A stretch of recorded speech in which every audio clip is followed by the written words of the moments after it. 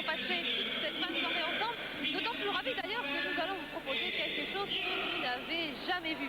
Mais je garde le suspense quelques secondes encore, juste le temps de vous dire que ce soir, nous allons vous présenter beaucoup de trucs. Tout d'abord de la voile avec la Whitbread, de la motoneige, et oui c'est encore de la glisse avec Arikana, et puis cette fameuse surprise, il va bien falloir que je commence à vous en parler.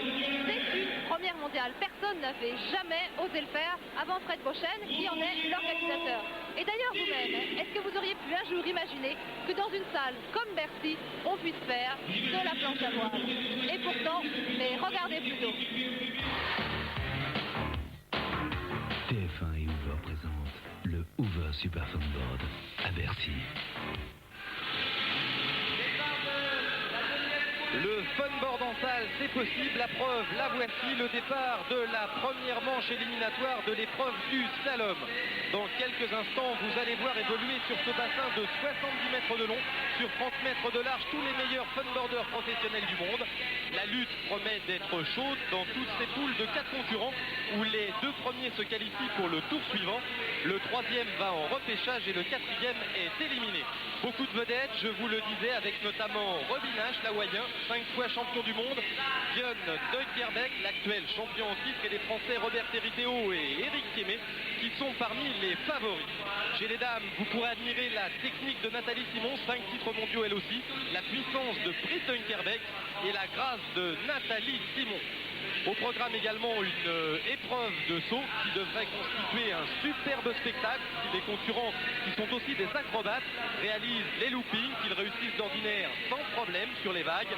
Une dernière précision avant de vous quitter quelques minutes. Ici, c'est la tempête, le vent créé par des ventilateurs atteint force 5-6, c'est-à-dire près de 40 km/h. Voilà, on se retrouve dans quelques instants en compagnie de Pascal Maca, le recordman du monde de vitesse, près de 80 km/h sur l'eau la semaine dernière au Sainte-Marie-de-la-Mer, pour Pascal Maca, qui m'aidera à commenter cette épreuve vraiment inédite.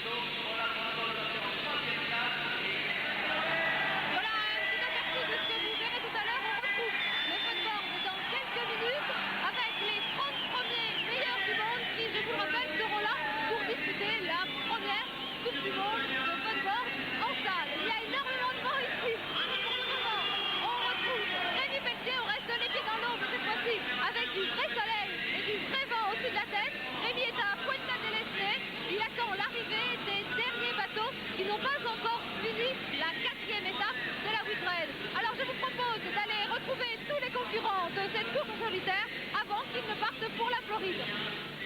Bercy qui ne sont pas aussi gros que ceux du Cap Horn, mais qui ressemblent quand même à des embruns. Avec notre grand spécialiste du funboard sur TF1, Yves Kuperminck. Alors Yves, qu'est-ce que vous pensez de cet Hawaï sur scène? Alors moi je trouve l'idée de Fred Beauchesne extraordinaire, parce que ça fait maintenant 4 ans que je suis la planche à voile pour TF1, et ce que j'ai remarqué sur les épreuves de Coupe du Monde, c'est qu'on passait énormément d'heures, de jours et même parfois de semaines assis sur la plage à attendre le vent. Alors avec l'invention de Fred Beauchesne, il suffit pour avoir du vent d'allumer les ventilateurs, c'est simple. Voilà, c'est simple, on rentre dans la compétition cette fois-ci, on ne va pas attendre plus longtemps avec, je vous le rappelle, les 30 meilleurs mondiaux qui sont là ici ce soir pour vous montrer ce qu'ils savent faire. Vous allez voir, c'est du très grand spectacle.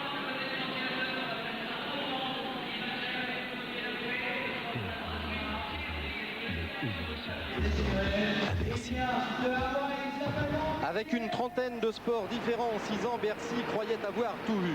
De l'eau à l'extérieur du palais, ça on connaît. De l'eau à l'intérieur, c'est l'originalité du premier Super Funboard. Autre grande première, le vent, sans lequel la planche à voile ne peut exister. 20 ventilateurs de 2 mètres de diamètre chacun, qui pèsent 1 tonne et qui soufflent un vent de force 5. L'addition du vent d'un ventilateur à côté de l'autre permet une accélération et en fait font véhiculer un volume d'air énorme à travers la salle de Bercy, et au bout de 10 minutes on a une rotation qui se passe dans toute la salle de Bercy. Avec un bassin de 70 mètres sur 30, Bercy est devenue l'une des plus grandes piscines du monde. Restait à faire entrer l'eau dans cette baignoire géante aux dimensions d'un terrain de hockey. Le remplissage durera près de 6 heures et nécessitera plus d'1,5 million de litres d'eau. Ça y est, la première planche va pouvoir s'élancer sur un plan d'eau qui n'a rien à voir avec les spots habituellement utilisés en funboard. Les principaux problèmes que vont rencontrer les véliplanchistes et que nous sommes en train d'étudier en ce moment, c'est avant toute chose le choix des voiles, parce qu'il faut à la fois aller vite mais être très manœuvrable.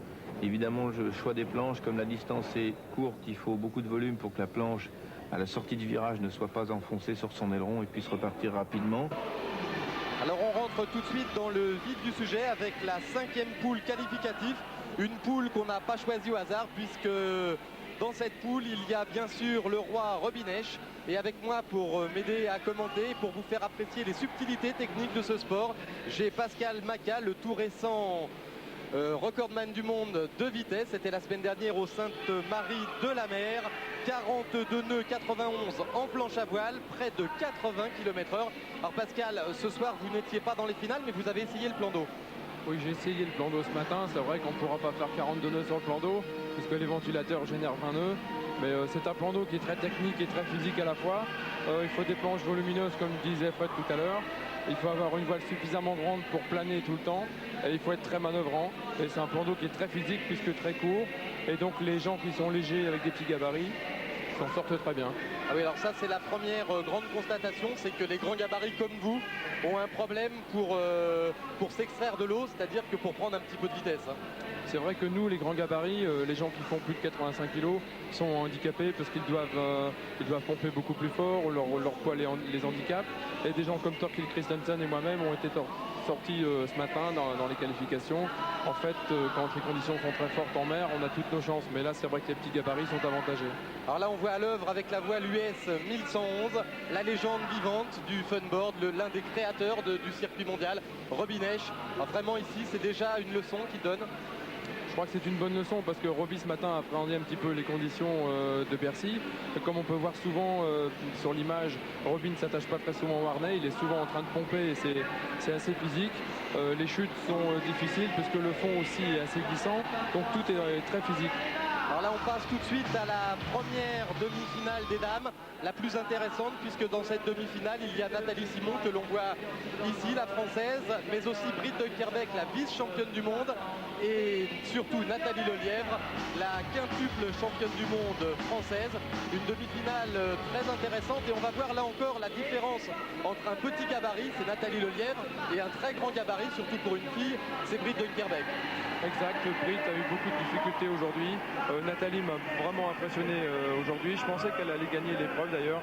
Et je pensais voir Nathalie Simon et Nathalie Lelièvre en finale. Alors on garde le suspense entier. Ce qui est sûr, c'est que c'est très dur car le vent souffle assez fort sur ce plan d'eau. On a dit force 5 ou force 6, près de 40 km/h. C'est dur, hein, surtout pour une jeune fille. C'est dur pour les filles parce que la distance est très courte. Elles n'ont pas le temps de s'accrocher au harnais. Il faut pomper pour sortir de la bouée. Il faut réussir à planer entre les deux bouées et surtout monter au vent de la bouée pour avoir une très bonne sortie de bouée et une très bonne trajectoire entre ces bouées. Alors là, Nathalie Lelièvre se promène littéralement dans cette demi-finale. Elle devance pour le moment Britt Dunkerbeck, mais Nathalie Simon est juste derrière. Ce qu'il faut dire, c'est que les deux premières sont qualifiées d'office. La troisième a le droit à un repêchage et la quatrième est éliminée. Nathalie Lelièvre, elle, l'emporte. Et vous voyez, Nathalie Simon est passée devant Britt Dunkerbeck à l'avant-dernier empannage et elle va terminer deuxième de cette demi-finale et donc accéder sans problème à la finale à 4. Il y aura après une finale à 3 puis une finale à 2 qui décernera le titre de Bercy. Alors on voit ici Nathalie Lelièvre qui termine. Et on peut dire que Nathalie a terminé qu'une avance assez confortable. Voilà, un sport qui emballe déjà tous nos champions, comme le prouve l'interview de Nathalie Simon. C'est tout à fait fou.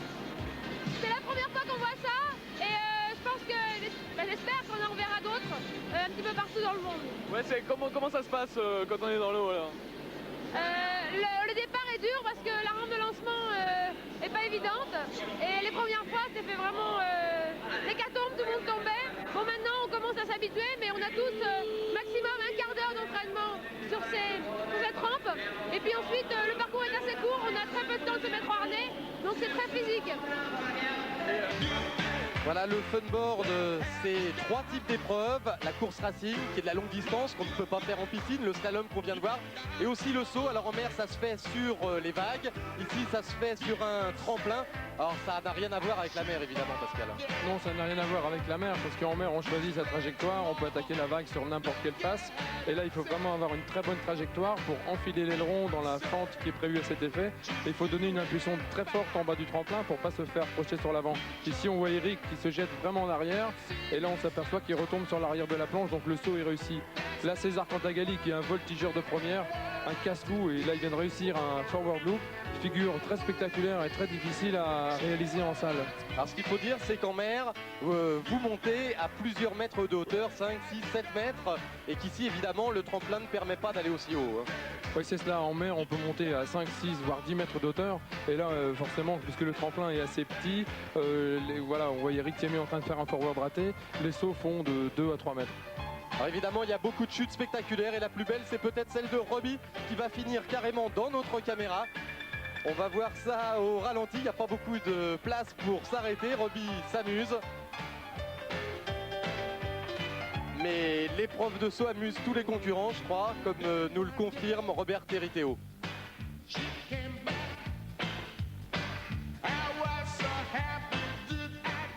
C'est tout nouveau pour nous et on est quand même assez surpris puisque bon, on ne pensait pas que ça allait marcher. En fin de compte, ça marche très bien et je crois qu'il y aura un bon futur, quoi, puisque bon, je crois que le seul problème c'est que le plan d'eau est un peu court, je trouve. Je pense qu'il faudrait 40 mètres de plus et on pourrait faire des front loops sans avoir besoin de ce tremplin là. Alors je ne sais pas où on va trouver les 40 mètres de plus, dans Bercy ça risque d'être dur. En tout cas, voici la première finale de la soirée, la finale des dames à 4. Les 2 premières se qualifiant pour une finale à 2 qui décerne le titre. Alors on retrouve Nathalie Lelièvre, Nathalie Simon, Britt Dunkerbeek et la néerlandaise Irma de Jonk.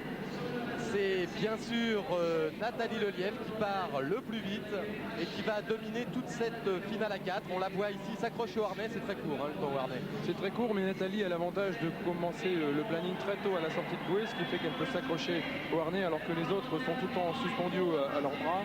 Et physiquement, elle fatigue beaucoup moins vite. Et on voit très bien qu'elle évolue beaucoup plus facilement que les autres concurrentes.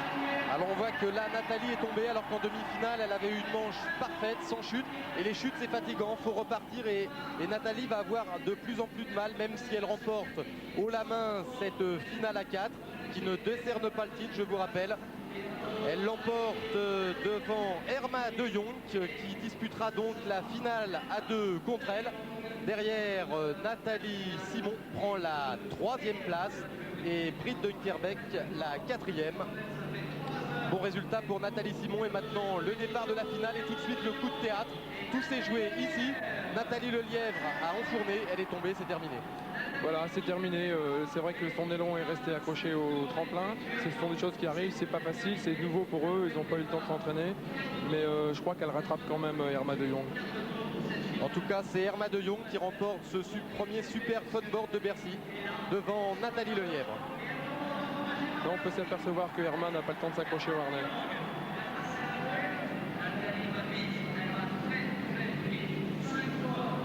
Voilà, Nathalie revient mais ne pourra jamais rattraper Irma. Ce genre de course. Ouais, c'est super de jouer avec le public comme ça, c'est carrément génial et ça fait vraiment plaisir d'être soutenu par le public.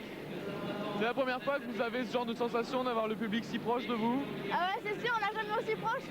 Plus souvent, on est trop loin justement parce qu'en général, le public ne peut pas nous voir et c'est ça qu'ils sont très déçus. J'espère que ce soir à Bercy, ils sont super contents. Vous amusez bien? Ouais, super. Et oui, tout le monde s'amuse, et là on se retrouve dans la première des finales messieurs, la finale à 4, avec Robin Nash, Luc Hargrave, un Australien, Eric Thiémé, le Français, et Mathias Holmberg, le Suédois. 3 très bons spécialistes du slalom. Alors on s'aperçoit de la chute de Robbie qui est resté accroché dans le tremplin. On s'aperçoit que Holmberg lui réussit à décoller très vite. Il a l'avantage, comme Nathalie, de partir très très vite et de bien enrouler les bouées. Robbie a beaucoup de retard, comme on le voit. Il y a Luc Hargrave, le KA25, qui est très très physique, donc qui a suffisamment de force pour pomper. Et il faut dire aussi qu'après une journée de navigation, Eux, ils sont assez fatigués. Là, on voit Robbie en train de manquer la bouée. Il s'est jeté sur la bouée au vent, en train de repartir. Mathias Holmberg avec une avance relativement confortable, qui est toujours au planning. On s'aperçoit qu'il n'utilise pas le harnais, donc c'est assez physique. Et Robbie qui a beaucoup de retard, mais attention, faut pas se fier aux apparences. Avec Robbie, tout est possible. Avec Robbie, tout est possible parce que je l'ai vu tellement de fois très loin derrière et rattrapé. Et je crois que tant que le premier n'a pas passé la ligne, rien n'est joué.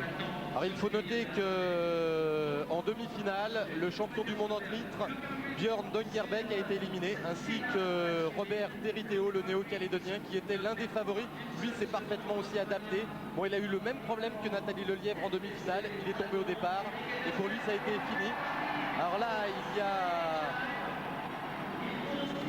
toujours la domination de Luc Hargreaves, me semble-t-il, devant Eric Thiémé. Luc Hargreaves croit avoir fini, mais il y a encore un tour et là c'est la grosse surprise puisque Luc s'arrête. Eric Thiémé, lui, continue, il en profite pour passer devant. Luc K25, l'Australien, ne s'est pas aperçu n'a pas lu le panneau qui indiquait qu'il restait donc un tour à faire et s'est trompé, a cru passer la ligne d'arrivée alors qu'il lui restait encore un tour à faire. Et c'est donc Eric qui lui a lu le tableau, a réussi à passer tout le monde et à passer la ligne d'arrivée avant tout le monde. Alors là, les trois premiers seulement sont qualifiés. Eric Thiémé premier, donc il se qualifie pour la finale à 3, ainsi que Mathias Holmberg qui passe ici la ligne. Et pour la troisième place qui permet aux concurrents de continuer. La lutte est très chaude entre Robbie Nesch et Luc Hargreaves et c'est Robbie Nesch qui se qualifie pour la finale à 3. C'est un exploit de Robbie qui n'a pas du tout été abattu par son mauvais départ et qui va donc accéder à la finale à 3. Et on va le voir après à la finale à 2 qu'il va disputer contre le Français Eric Thiémé. Voilà Eric Thiémé qui a failli griller le départ. On a vu Robbie dans la première manche quasiment voler le départ, mais finalement il a été maintenu en course. Et là c'est parti. Ça y est, c'est le départ. Eric a pris l'avantage au planning. Il a une planche très légère alors que Robbie est sur une planche de production. Eric a une confortable avance. On remarque que Eric enroule les bouées très largement alors que Robbie réussit à passer à l'intérieur. Et petit à petit, Robbie gagne du terrain mètre par mètre en pompant et avec son énergie et sa volonté parce qu'il a la rage de vaincre à chaque fois qu'il y a quelqu'un devant lui. Il a réussi à rattraper Eric et je crois que finalement il va réussir à le passer. Donc là la lutte est vraiment très chaude. Alors on dit que Robbie a les plus beaux jibes du circuit avec Björn Dongerbeck pour être honnête depuis quelques années. Qu'est-ce qu'il a de plus que les autres? Robbie a la rage de vaincre, il a la motivation, il a surtout une très bonne trajectoire. On s'aperçoit qu'il enroule les bouées, il met la planche vraiment là où il a envie qu'elle soit. Alors que les autres sont un peu victimes des réactions naturelles de la planche.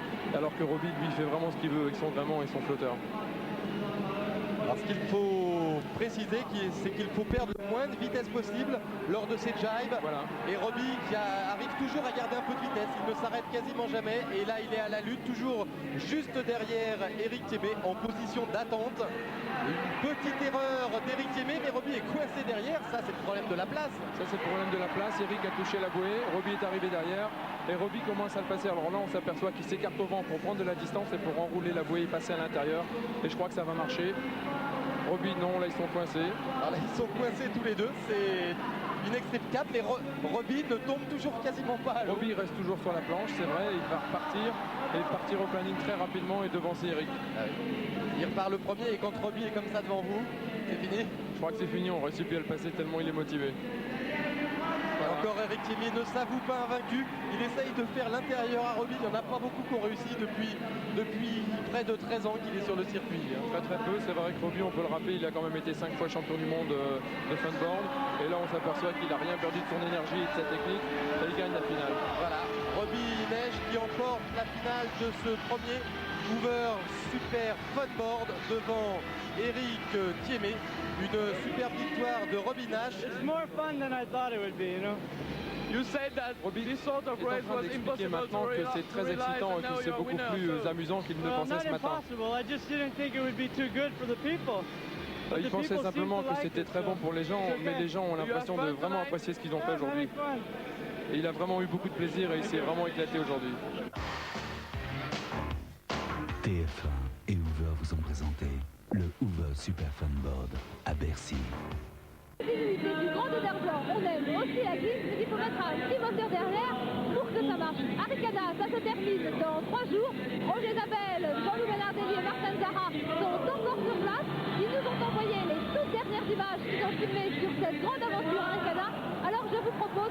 les découvrir ensemble. À la fin de cette émission, il est d'ailleurs temps parce que je viens de recevoir une grosse vague sur la tête. Je vous rappelle que si vous voulez voir le funboard, il est encore temps. Il reste des places pour demain soir. Et puis, de l'eau à Bercy, c'était la première fois, mais ce n'est pas la dernière puisque le 6 avril, il y aura dans ce même bassin du jet ski. C'est superbe et ce sera sur TF1. Nous vous le présenterons en direct et en exclusivité. On se retrouve la semaine prochaine, toujours à Bercy, pour du jumping. Magnifique épreuve. Il y aura également de la boxe féminine avec Dani Roca, la Française qui est en train de reprendre son titre de championne du monde. Je vous souhaite en attendant une excellente fin de soirée. À lundi prochain. Lorsqu'il y a quelques mois, Fred Beauchesne a lancé l'idée folle du funboard en salle, tout le monde ou presque était sceptique. Pas facile en effet d'installer à Bercy l'eau et surtout le vent nécessaire à la pratique de la planche à voile. Pari fou mais pari gagné, car le funboard en salle c'est possible et c'est en plus grâce à tous les meilleurs véliplanchistes mondiaux présents, un superbe spectacle. 20 nœuds de vent ont permis de disputer des slaloms, une série de sprints de 3 minutes où les concurrents partent par poule de 4, les 2 premiers seulement accédant au tour suivant, ainsi des éliminatoires jusqu'à la finale. Compte tenu de la courte distance qui sépare les 2 bouées, une cinquantaine de mètres, en salle, l'empannage qu'on appelle en funboard un jibe a une importance prépondérante. Dans cet exercice très technique, vous pouvez admirer ici les 2 meilleurs, Robert Territeo et Robin Esch. Le Français et l'Américain remportent chacun une victoire. Ils ont fait le spectacle en s'adaptant parfaitement aux conditions particulières de Bercy.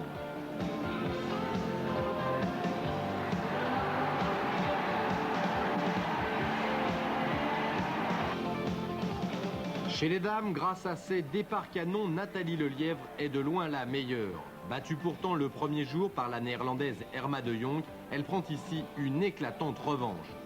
5 fois championne du monde professionnelle, Nathalie Lelièvre, qui prépare maintenant les Jeux Olympiques de Barcelone, a sans doute été durant ces 2 soirées, grâce à son petit gabarit, la concurrente la plus rapide sur l'eau, hommes et femmes confondus.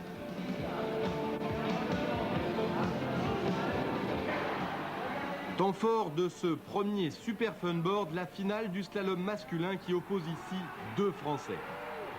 En tête, Robert Territeo, derrière lui, Éric Thiémet. Le coude à coude va durer toute la manche, tout se jouant dans le dernier bord. Sur la ligne d'arrivée, Territeo devance de quelques centimètres Thiémet.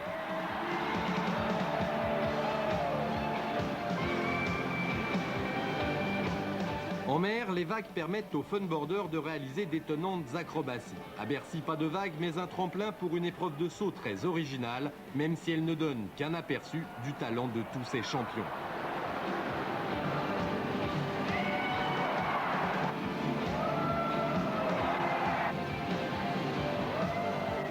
Victorieux du saut 2 jours de suite, Robin Esch, qui au départ faisait partie des sceptiques, s'est bien amusé.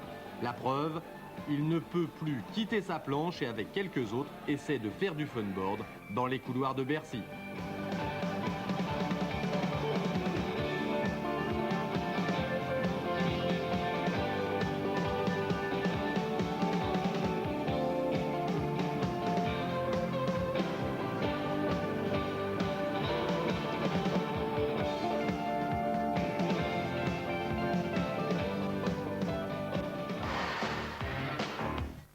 TF1 et Hoover vous ont présenté le Hoover Super Funboard.